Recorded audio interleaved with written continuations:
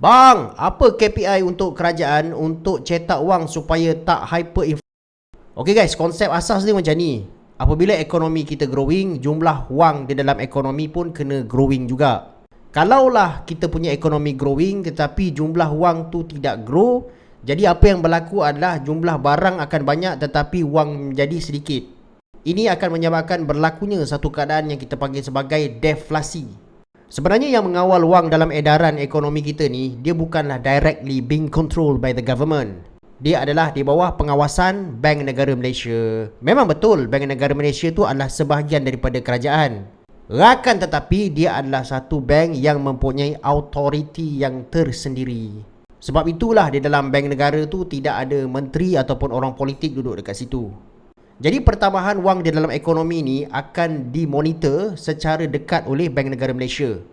Jadi ada tak satu petanda yang mereka boleh gunakan untuk mengatakan bahawa dah sampai masanya kita stop ataupun reduce pertambahan wang dalam ekonomi ni.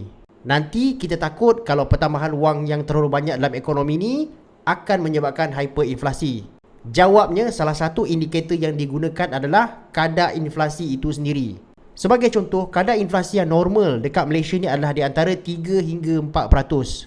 So maksudnya, kalaulah kadar inflasi berlega-lega dalam 3 hingga 4% tu, itu dianggap still okay ataupun kadar inflasi yang biasa. Kadar inflasi akan mula dianggap tinggi apabila dia melebihi paras 4%. Kalau dia di atas 4%, barulah Bank Negara Malaysia akan start untuk tengok sama ada adakah perlu untuk menaikkan OPR dan juga kadar faedah bagi menurunkan inflasi ataupun tidak. Kalaulah kadar inflasi itu terus naik daripada 4%, dia naik kepada 4.5% sebagai contoh, ini menunjukkan bahawa bank negara dah mula kena bertindak untuk naikkan kadar faedah. Sebab apabila bank negara naikkan kadar faedah, jumlah penawaran wang akan jatuh dan inflasi akan jatuh. Lagi satu guys, korang tahu tak yang sebenarnya dekat Malaysia kita pernah berhadapan dengan kadar inflasi melebihi 20%. Oh, tinggi tu guys.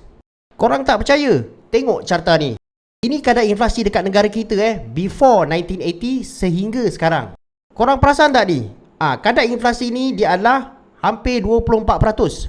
Dia berlaku pada tahun 1974. Yang pada masa tu wujudnya OPEC crisis, yang mana Arab Saudi telah mengenakan embargo ke atas negara-negara yang menyokong Israel dalam perang Yom Kippur.